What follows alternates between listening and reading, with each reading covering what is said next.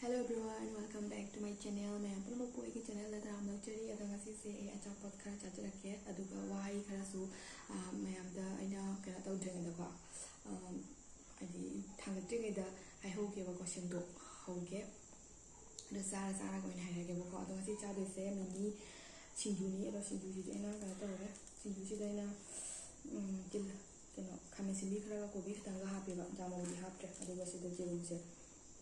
जेरुमसे yung kano oidre half boil oigare ado ngasina ahanbani ado jerumsisu tokhairage aduga chatrabani tam tokhairage tuji adaga sida lace makal ani ne ba makal ani sama orange amna red ne ba je kobi kolani adu coca cola mathan oi ado chi charaga me ando hai wa do khairage asi singju je to no ba singju ni ba ado amo como je मुझे हाथ पगे ना कमो तो भी मैं चाबा हो जाएगा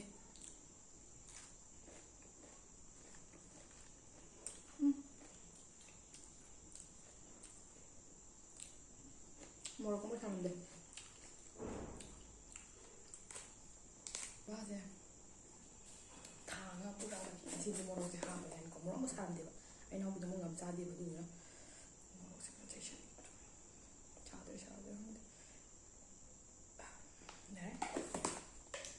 lagi amo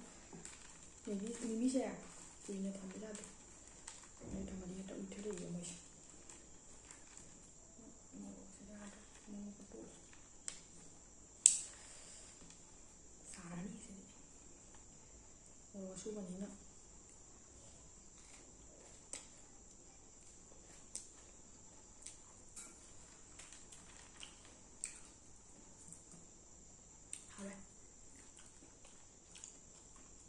Intinya nih kok mau rasa apa nih singju di kaji lagi boleh sih ya ini banyak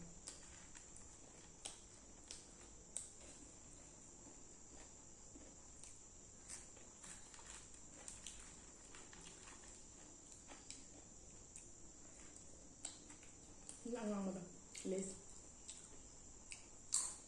ini orange color mahal om hảo rồi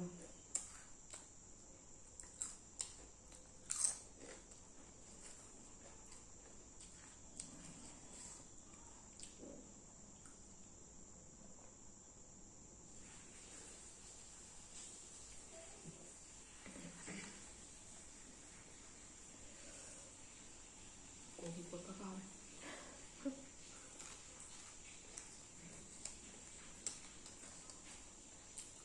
bây giờ rau này đây giờ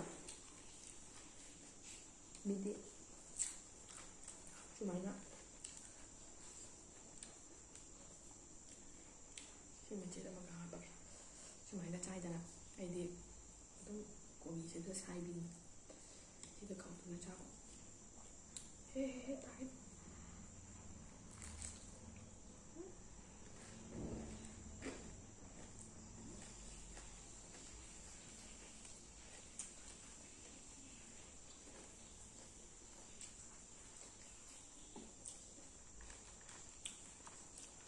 Kalau di nuai do mande ke video sekali nada sound jauh dia ina cari sound ini mau pun di ngang itu jo tu ni ada ngang ini kan ngang ni kok kalau mic tu jauh dia sound do make sense ada ba lu mau Sufian tu kan make sense ni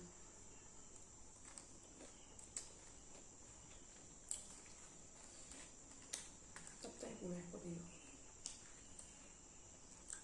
hết một cái mang chai đi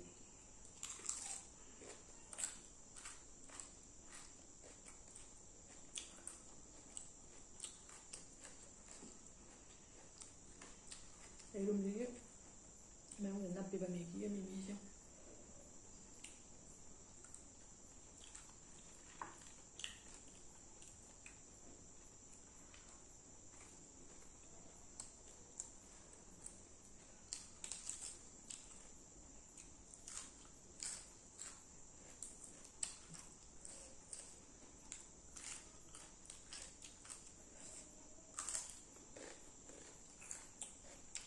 ꯑꯗꯣ ꯑꯩꯅ ꯍꯥꯏꯗꯣꯏ ꯋꯥꯁꯦ ꯁꯤꯅꯦꯕꯀꯣ ꯃꯌꯥꯝ ꯑꯩꯒꯤ Bengali friend ꯂꯩꯕꯁꯤꯡꯗꯣ ꯑꯗꯨꯗꯨꯅ ꯑꯩꯈꯣꯏ ꯃꯩꯇꯩꯂꯣꯟꯁꯤꯗꯤ ꯃꯣꯏ ꯈꯪꯗꯦꯗꯅꯀꯣ ꯑꯗꯨꯗꯨꯅ ꯚꯤꯗꯤꯑꯣꯗꯤ ꯌꯦꯡꯉꯒ ꯚꯤꯗꯤꯑꯣꯁꯦ ꯀꯩꯅꯣ ꯇꯧꯕ ꯐꯪꯗ꯭ꯔꯦ ꯃꯔꯣꯟ ꯈꯪꯗꯕꯅꯤꯅ ꯀꯔꯤ ꯍꯥꯏꯅꯣꯗꯣ ꯈꯪꯗ꯭ꯔꯦꯕ ꯑꯗꯨꯝ ꯄꯤꯛꯆꯔ ꯌꯦꯡ ꯂꯩꯔꯦꯕ ꯑꯩꯈꯣꯏꯅ ꯀꯩ ꯍꯥꯏꯅꯤ ꯑꯇꯣꯞꯄ ꯂꯣꯟꯒꯤ ꯁꯤꯅꯦꯃꯥꯒꯨꯝꯕ ꯌꯦꯡꯉꯒ ꯂꯣꯟ ꯈꯪꯗ꯭ꯔꯒ ꯁꯣꯕꯤ ꯌꯦꯡ ꯂꯩꯕꯗꯣ ꯑꯗꯨꯃꯥꯏꯅ ꯑꯩꯒꯤ ꯕ꯭ꯂꯣꯒꯁꯤꯁꯨ ꯌꯦꯡꯉꯒ ꯃꯣꯏꯅ ꯁꯣꯕꯤ ꯌꯦꯡ ꯂꯩꯕꯒ ꯆꯞ ꯃꯥꯟꯅꯔꯦꯕꯀꯣ ꯑꯗꯨꯗꯨꯅ ꯃꯣꯏꯅ ꯌꯥꯝꯅ ꯔꯤꯀ꯭ꯋꯦꯁ ꯇꯧꯔꯛꯑꯦ ꯕꯦꯡꯒꯣꯂꯤꯗ ꯉꯥꯡꯉꯛꯑꯣ ꯍꯥꯏꯅꯀꯣ ꯕꯦꯡꯒꯣꯂꯤꯁꯨ ꯉꯥꯡꯉꯛꯑꯣ ꯍꯥꯏꯗꯤ ꯃꯩꯇꯩꯂꯣꯟ ꯉꯥꯡꯅ ꯕꯦꯡꯒꯣꯂꯤꯗ ꯍꯟꯗꯣꯛꯄꯗꯣ ꯇ꯭ꯔꯥꯟꯁꯂꯦꯠ ꯇꯧꯕꯗꯣ ꯑꯗꯨꯃꯥꯏꯅ ꯇꯧꯕꯤꯔꯛꯑꯣ ꯍꯥꯏꯅꯀꯣ ꯑꯗꯨꯗꯨꯅ ꯇ꯭ꯔꯥꯟꯁꯂꯦꯠ ꯇꯧꯗ꯭ꯔꯤꯉꯩꯗ ꯑꯩꯅ ꯃꯌꯥꯝꯗ ꯍꯥꯏꯖꯍꯧꯔꯤꯅꯦꯕ ꯀꯩꯅꯣꯗꯤ ꯀꯣꯟꯅꯗꯤ ꯃꯌꯥꯝ ꯐꯠꯇꯕ ꯀꯃꯥꯏꯅ ꯂꯥꯛꯀꯅꯤꯗꯅ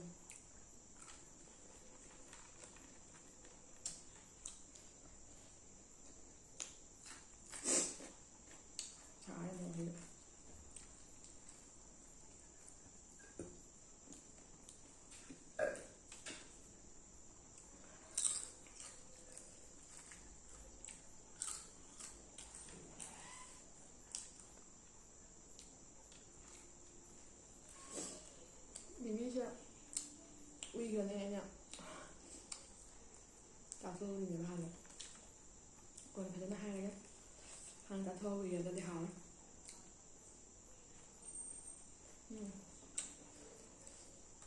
ꯀꯣꯕꯤꯁꯨ ꯌꯥꯝ ꯄꯠꯂꯦ ꯆꯣꯊꯔꯛꯄꯗꯣ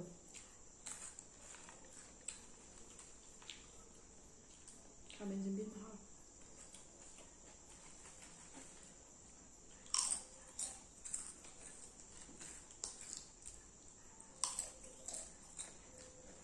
ꯑꯗꯨꯗꯨꯅ ꯉꯁꯤꯒꯤ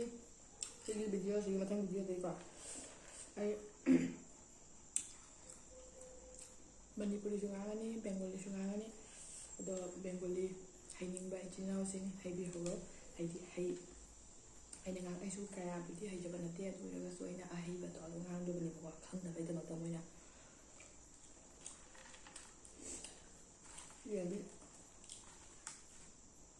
ꯑꯩꯒꯤ ꯚꯤꯗꯤꯑꯣꯁꯦ ꯌꯥꯝ ꯌꯦꯡꯅꯤꯡꯕ ꯌꯥꯝ ꯌꯦꯡꯕ ꯑꯗꯨꯒ ꯂꯣꯟꯗꯣ ꯈꯪꯗꯕꯅꯤꯅ ꯂꯧꯁꯟꯐꯝ ꯈꯪꯗꯕꯗꯣ ꯑꯗꯨꯃꯥꯏꯅ ꯑꯣꯏꯔꯕ ꯃꯣꯏꯁꯦ ꯑꯗꯨꯅ ꯌꯥꯝ ꯍꯟꯗꯣꯛꯄꯤꯔꯣꯅ ꯍꯥꯏꯖꯔꯛꯄ ꯑꯗꯨꯅ ꯑꯩꯅ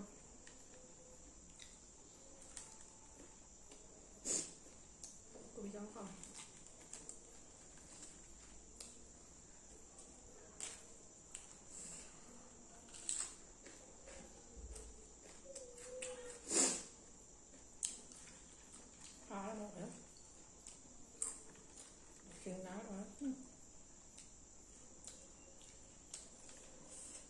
ꯑꯗꯨꯝ ꯌꯦꯔꯨꯝ ꯍꯥꯞꯄꯒ ꯌꯦꯡꯉꯤꯅꯦꯕ ꯀꯌꯥꯝ ꯊꯝꯅ ꯍꯦꯟꯒꯦꯅ ꯍꯥꯎꯕ ꯆꯞ ꯃꯥꯟꯅꯩ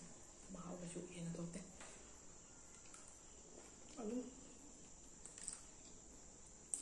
ꯇꯣꯉꯥꯟꯅ ꯇꯥꯏꯕ ꯌꯦꯔꯨꯝ ꯑꯃ ꯆꯥꯕꯗ ꯍꯥꯏꯗꯤ ꯑꯩꯈꯣꯏꯅ ꯆꯥꯛꯀ ꯆꯥꯔꯒ ꯌꯦꯔꯨꯝ ꯇꯧꯕꯗꯣ ꯑꯗꯨꯃꯥꯏꯅ ꯑꯗꯨꯝ ꯇꯧꯋꯦ ꯇꯣꯉꯥꯟꯅ ꯃꯍꯥꯎ ꯑꯍꯥꯎꯕꯗꯣ ꯂꯥꯛꯇꯦ ꯂꯥꯁꯀꯤꯁꯤꯗꯤ ꯁꯨꯃꯥꯏꯅ ꯍꯥꯞꯄ ꯆꯥꯔꯒ ꯃꯌꯥꯝ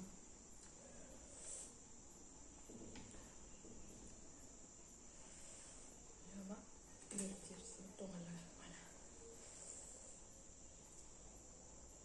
ꯇꯣꯡꯍꯜꯂꯒ ꯑꯣꯏꯅ ꯆꯥꯔꯒꯦ ꯇꯥꯒꯦ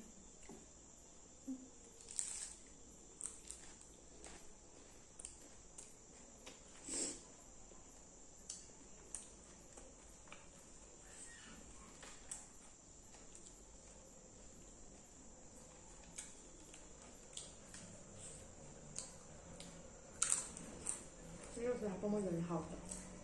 ꯏꯁꯤꯡ ꯍꯥꯏꯗꯤ ꯇꯣꯃꯦꯇꯣ ꯊꯣꯡꯕꯅꯤꯅ ꯇꯣꯃꯦꯇꯣ ꯃꯅꯝꯗ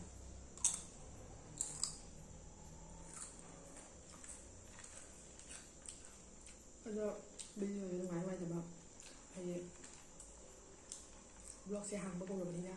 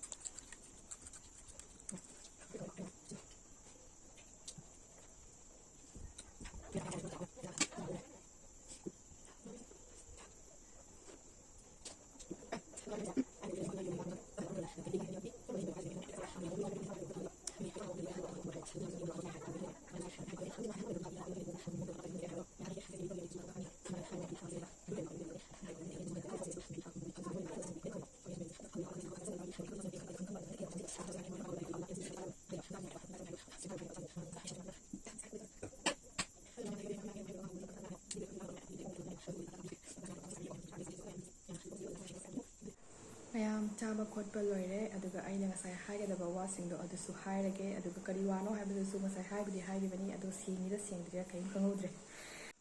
ꯑꯗꯣ ꯑꯩꯅ ꯉꯁꯤ ꯁꯦꯡꯗꯣꯛꯍꯧꯒꯦ ꯇꯧꯔꯤꯁꯦ ꯀꯩꯒꯤꯅꯣ ꯍꯥꯏꯕꯗꯤꯀꯣ ꯑꯩꯈꯣꯏ ꯉꯁꯥꯏꯒꯤ ꯃꯧꯁꯤꯡꯒꯤ ꯕꯤꯟꯗꯤ ꯅꯝꯃꯦ ꯁꯤꯡꯖꯨ ꯅꯝꯃꯦ ꯁꯤꯁꯦ ꯑꯍꯥꯟꯕ ꯑꯃꯒꯤ ꯀꯣꯏꯁꯟꯅꯦꯕꯀꯣ ꯍꯥꯏꯗꯤ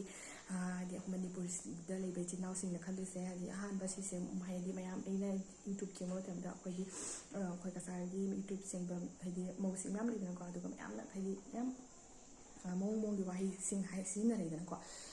ꯃꯌꯥꯝ ꯃꯇꯧ ꯇꯝꯃꯤꯔ ꯈꯣꯠꯂꯤꯔ ꯀꯥꯏꯅꯀꯣ ꯃꯌꯥꯝ ꯁꯤꯖꯤꯟꯅꯔꯛꯄꯗꯣ ꯑꯗꯨꯗꯣ ꯑꯩꯅ ꯑꯃꯨꯛ ꯑꯩ ꯏꯁꯥꯃꯛꯁꯨ ꯕꯤꯟꯗꯤ ꯁꯤꯡꯖꯨ ꯅꯝꯖꯩ ꯑꯗꯨꯒꯤ ꯃꯊꯛꯇ ꯑꯩꯅ ꯑꯃꯨꯛ ꯕꯦꯡꯒꯣꯂꯤ ꯉꯥꯡꯁꯜꯂꯨꯔꯗꯤ ꯍꯥꯏꯗꯤ ꯀꯃꯦꯟꯗ ꯐꯠꯇꯕ ꯃꯌꯥꯝ ꯂꯥꯛꯑꯅꯤꯅꯀꯣ ꯑꯗꯨꯗꯨꯅ ꯑꯩꯅ ꯍꯥꯟꯅ ꯁꯦꯡꯗꯣꯛꯆꯍꯧꯒꯦ ꯍꯥꯏꯅ ꯇꯧꯕꯅꯦꯕꯀꯣ ꯑꯩꯒꯤ ꯏꯃꯥꯟꯅꯕꯤ ꯄꯤꯛꯂꯤꯉꯩꯗꯒꯤ ꯍꯧꯔꯛꯄꯀꯣ ꯑꯩꯈꯣꯏꯁꯦ ꯄꯤꯛꯂꯤꯉꯩꯗꯒꯤ ꯁꯥꯟꯅꯃꯤꯟꯅꯛꯇꯅ ꯈꯣꯠꯇꯅ ꯂꯩ ꯍꯥꯏꯗꯤ ꯀꯣꯂꯦꯖ ꯂꯥꯏꯐ ꯐꯥꯎꯗ ꯑꯩꯈꯣꯏꯁꯦ ꯄꯨꯟꯅ ꯇꯝꯃꯤꯟꯅꯔꯛꯄ ꯃꯌꯥꯝ ꯂꯩꯌꯦꯕꯀꯣ ꯑꯗꯨꯁꯤꯡꯗꯣ ꯀꯩ ꯍꯥꯏꯅꯤ ꯃꯣꯏꯗꯤ ꯃꯩꯇꯩꯂꯣꯟꯗꯣ ꯈꯪꯖꯗ꯭ꯔꯕꯅꯤ나 ꯑꯩꯒꯤ ꯌꯨꯇ꯭ꯌꯨꯕꯁꯦ ꯏꯃꯥꯟꯅꯕꯤ ꯀꯧꯕꯅꯤꯅ ꯃꯣꯏꯁꯨ ꯌꯦꯡꯅꯤꯡꯉꯦ ꯑꯗꯨꯗꯨꯅ ꯌꯦꯡꯅꯤꯡꯕꯅꯤꯅ ꯂꯣꯟꯗꯣ ꯈꯪꯗꯕꯅꯤꯅ ꯀꯩ ꯉꯥꯡꯉꯤꯅꯣ ꯈꯣꯠꯂꯤꯅꯣ ꯀꯩꯁꯨꯝ ꯈꯪꯗ꯭ꯔꯦꯗꯅꯀꯣ ꯃꯌꯥꯝ ꯑꯗꯨꯗꯨꯅ ꯌꯦꯡꯅꯕꯒꯤ ꯍꯥꯏꯗꯤ ꯃꯣꯏꯁꯨ ꯃꯌꯥꯝ ꯔꯤꯀ꯭ꯋꯦꯁ ꯇꯧꯖꯔꯛꯄꯅꯦ ꯍꯥꯏꯗꯤ ꯂꯣꯟꯗꯣ ꯉꯥꯡꯉꯛꯑꯣ ꯍꯥꯏꯅꯀꯣ ꯍꯥꯏꯗꯤ ꯕꯦꯡꯒꯣꯂꯤ ꯂꯣꯟꯗꯣ ꯍꯟꯗꯣꯛꯄꯤꯔꯣ ꯍꯥꯏꯅꯀꯣ ꯑꯗꯨꯒ ꯑꯩꯅꯁꯨ ꯑꯩ ꯍꯥꯏꯈꯤ ꯃꯣꯏꯗ ꯑꯩ ꯍꯥꯟꯅ ꯌꯨꯇ꯭ꯌꯨꯕꯇ ꯍꯥꯟꯅ ꯍꯥꯏꯈꯤꯒꯦ ꯍꯥꯏꯗꯤ ꯑꯩꯒꯤ ꯏꯆꯤꯜ ꯏꯅꯥꯎꯁꯤꯡꯗ ꯍꯥꯟꯅ ꯈꯪꯍꯟꯈꯤꯒꯦ ꯑꯩ ꯕꯦꯡꯒꯣꯂꯤ ꯂꯣꯟꯁꯨ ꯉꯥꯡꯉꯛꯑꯅꯤ ꯑꯗꯨꯒ ꯃꯩꯇꯩꯂꯣꯟꯗꯒꯤ ꯕꯦꯡꯒꯣꯂꯤꯁꯦ ꯍꯟꯗꯣꯔꯛꯑꯅꯤ ꯍꯥꯏꯅ ꯑꯩ ꯈꯪꯍꯟꯈꯤꯒꯦ ꯍꯥꯏꯅ ꯃꯌꯥꯝꯗ ꯍꯥꯏꯖꯈꯤꯒꯦ ꯑꯗꯨ ꯂꯣꯏꯔꯒ ꯃꯊꯪꯗꯒꯤ ꯕ꯭ꯂꯣꯛꯇꯒꯤ ꯑꯗꯨꯝ ꯍꯥꯏꯕ ꯍꯧꯖꯔꯛꯑꯒꯦꯅ ꯃꯣꯏꯗ ꯍꯥꯏꯈꯤꯕꯅꯦꯕꯀꯣ ꯃꯣꯏꯅ ꯍꯣꯏ ꯀꯩꯁꯨ ꯀꯥꯏꯗꯦ ꯌꯥꯏꯌꯦꯅ ꯑꯗꯨꯝ ꯍꯥꯏꯔꯛꯄꯅꯦꯕꯀꯣ ꯃꯌꯥꯝ ꯑꯗꯨꯅ ꯃꯌꯥꯝ ꯉꯁꯤꯒꯤ ꯈꯅꯥꯎꯁꯦ ꯆꯥꯡꯅ ꯉꯥꯡꯃꯟꯈꯤꯅꯀꯣ ꯊꯛꯀꯅꯤ ꯂꯩ ꯈꯅꯥꯎꯁꯦ ꯀꯩꯅꯣꯝ ꯇꯧꯋꯦ ꯑꯗꯣ ꯃꯌꯥꯝ ꯑꯩꯅ ꯁꯦꯡꯗꯣꯛꯆꯍꯧꯔꯤꯁꯦ ꯑꯁꯤꯒꯤꯅꯤ ꯍꯌꯦꯡ ꯀꯣꯟꯅ ꯐꯠꯇꯕ ꯕꯦꯠ ꯀꯃꯦꯟ ꯂꯥꯛꯇꯅꯕꯒꯤꯗꯃꯛꯇꯅꯦꯕꯀꯣ ꯑꯗꯨ ꯃꯌꯥꯝꯅꯁꯨ ꯐꯠꯇꯕꯗꯣ ꯀꯩꯅꯣ ꯍꯥꯏꯗꯤ ꯑꯩꯈꯣꯏ ꯃꯌꯥꯝꯅ ꯈꯟꯈꯤꯗꯣꯏꯁꯦ ꯀꯁꯥꯔꯗ ꯂꯩꯕ ꯍꯥꯏꯅ ꯃꯩꯇꯩꯂꯣꯟ ꯉꯥꯡꯕ ꯊꯥꯗꯣꯛꯑꯒ ꯕꯦꯡꯒꯣꯂꯤ ꯉꯥꯡꯈ꯭ꯔꯦ ꯍꯥꯏꯅ ꯍꯥꯏꯗꯤ ꯃꯌꯥꯝ ꯃꯑꯣꯡ ꯉꯥꯡꯅꯩꯗꯅꯀꯣ ꯑꯗꯣ ꯉꯥꯡꯗꯅꯕꯒꯤꯗꯃꯛꯇꯅꯦꯕꯀꯣ ꯑꯗꯣ ꯃꯌꯥꯝ ꯇ꯭ꯔꯥꯟꯁꯂꯦꯠ ꯇꯧꯕꯗꯣ ꯃꯊꯪꯗꯒꯤ ꯑꯣꯏꯅ ꯐꯖꯅ ꯍꯧꯔꯒꯦ ꯐꯖꯅ ꯁꯦꯝꯃꯒꯦꯀꯣ ꯐꯖꯅ ꯑꯩꯅ ꯍꯥꯏꯗꯤ ꯃꯩꯇꯩꯂꯣꯟ ꯉꯥꯡꯕꯁꯤꯡ ꯄꯨꯝꯅꯃꯛ ꯃꯣꯏ ꯕꯦꯡꯒꯣꯂꯤ ꯂꯣꯟꯗꯁꯨ ꯑꯗꯨꯝ ꯍꯥꯏꯗꯤ ꯍꯟꯗꯣꯛꯄ ꯉꯝꯅꯕ ꯍꯣꯠꯅꯖꯔꯒꯦ ꯑꯩꯒꯤ ꯏꯃꯥꯟꯅꯕꯤꯁꯤꯡꯅ ꯌꯥꯝꯅ ꯅꯨꯡꯉꯥꯏꯇꯅ ꯌꯥꯝꯅ ꯀꯩ ꯍꯥꯏꯅꯤ ꯌꯦꯡꯅꯤꯡꯕ ꯃꯔꯣꯟꯗꯤ ꯈꯪꯗꯕꯗꯣ ꯑꯗꯨꯃꯥꯏꯅ ꯑꯣꯏꯔꯦ ꯑꯗꯨꯗꯨꯅ ꯃꯣꯏꯒꯤꯁꯨ ꯃꯣꯏꯒꯤ ꯑꯋꯥꯕꯁꯨ ꯈꯔ ꯀꯣꯛꯅꯕꯒꯤꯗꯃꯛꯇ ꯑꯩꯅ ꯉꯝꯖꯕ ꯃꯈꯩ ꯑꯩꯅ ꯈꯪꯖꯕ ꯃꯈꯩ ꯑꯩꯒꯤ ꯕꯦꯡꯒꯣꯂꯤ ꯃꯔꯣꯟꯁꯦ ꯍꯥꯏꯗꯤ ꯃꯣꯏꯒꯤ ꯕꯦꯡꯒꯣꯂꯤ ꯃꯔꯣꯟꯁꯦ ꯑꯩꯅ ꯉꯥꯡꯅꯕ ꯍꯣꯠꯅꯖꯒꯦꯕꯀꯣ ꯉꯝꯖꯕ ꯃꯈꯩꯗꯣ Hello everyone ꯗꯨꯔꯥ ꯀꯌꯥꯃꯣꯟ ꯑꯆꯨ ꯑꯗꯨꯃꯥꯏꯅ ꯍꯥꯏꯔꯁꯨ ꯌꯥꯏꯕꯀꯣ ꯑꯗꯣ ꯃꯌꯥꯝ ꯂꯩ ꯃꯣꯏꯒꯤ ꯍꯥꯏꯗꯤ ꯉꯝꯖꯕ ꯑꯩꯈꯣꯏ ꯃꯩꯇꯩꯂꯣꯟꯗꯁꯨ ꯃꯌꯥꯝ ꯍꯥꯏꯕ ꯂꯩꯗꯅꯀꯣ ꯑꯗꯨꯗꯨꯅ ꯁꯨꯃꯥꯏꯅ ꯍꯥꯏꯗꯣꯏꯅꯤ হ্যালো বন্ধুরা কেমন আছো তোমরা সবাই আশা করি খুবই ভালো আছো তোমার হাইপস লাই আজকে হ্যালো এভরিওয়ান ইরাস ব্লগে তোমরাকে জানাই অনেক স্বাগত আর অনেক ভালোবাসা আশা করি তোমরা সবাই ভালো আছো সকলে খুবই ভালো আছো আর ভালোই থাকবে সুমাইꯅ ꯃꯌꯥꯝꯁꯨ ꯍꯥꯏꯕ ꯂꯩꯕꯀꯣ ꯑꯗꯣ ꯃꯑꯣꯡꯒꯤꯗꯣ ꯍꯥꯏꯗꯣꯏꯅꯤ ꯑꯗꯨꯅ ꯃꯌꯥꯝ ꯑꯩꯒꯤ ꯚꯤꯗꯤꯑꯣꯁꯦ ꯌꯥꯝ ꯁꯥꯡꯉ ꯃꯥꯟꯅꯩ ꯑꯗꯣ ꯃꯇꯥꯡꯁꯤ ꯂꯣꯏꯁꯤꯟꯖꯔꯒꯦ ꯃꯊꯪꯒꯤ ꯕ꯭ꯂꯣꯛꯇ ꯑꯃꯨꯛ ꯐꯪꯖꯔꯁꯤ ꯁꯣꯏꯕ ꯂꯥꯟꯕ ꯀꯌꯥ ꯆꯪꯕꯤꯔꯁꯨ ꯉꯥꯛꯄꯤꯒꯅꯤ ꯈꯜꯂꯦ ꯑꯗꯨꯅ ꯃꯌꯥꯝ ꯕꯥꯏ